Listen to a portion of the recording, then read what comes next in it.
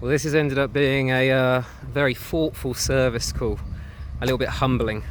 So I was here about a week ago and he had a zone that just wasn't pressuring up, and the zone was zone 2 and it was on the far side, and zone 2 actually had 2 valves connected to one field wire, one over there which is an Irrigation 205, so it's got the flow regulator on top, and then the other one is over here and it's a Hunter PGV.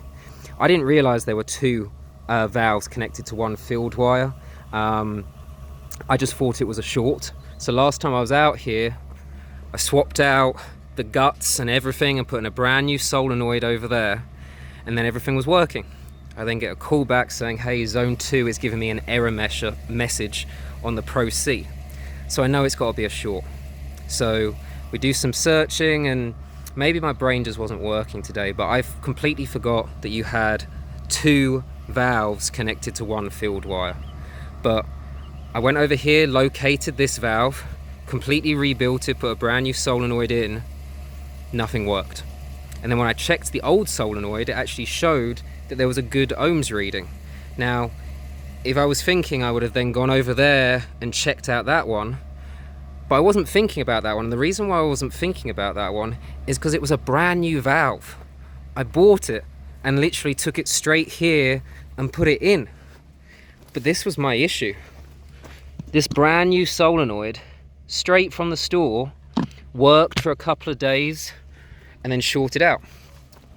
This video was meant to be a video on adder zones, because I'd spoken to the homeowner and said, man, every single time I trace this wire back to the controller, I'm not getting any continuity. My activator isn't toning right, so whenever I press the tone, it's a very, very dim tone, which tells me that somewhere the wire is cut or there is a short.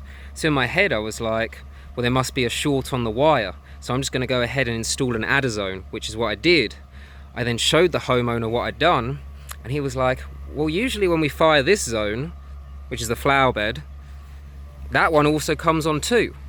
So I guess you've reverted it back to how it was. And I was like, no, I haven't. What I've done is I put in an adder zone here, and when this fires, it fires either this zone 1 or zone 2, and then this section here never turns on. So then I went back, double checked that solenoid, and it was shorted. So I switched it out for a new one, removed the adder zone, went back to the original wiring, and now everything's working again. The point of this video is that even if you install something brand new, that doesn't mean that it can't fail within a week. Always double check, use your multimeter, go through and be systematic. Our job as technicians is to figure out what is wrong with the system, and it's not always going to be easy. Sometimes you're going to have to trial and error, go back and redo the things that you've already done.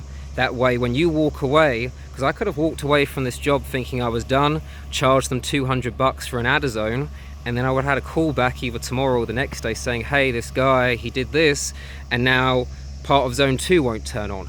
So you've got to double check your work and make sure that you communicate extremely well with the homeowner. That way they're not upset.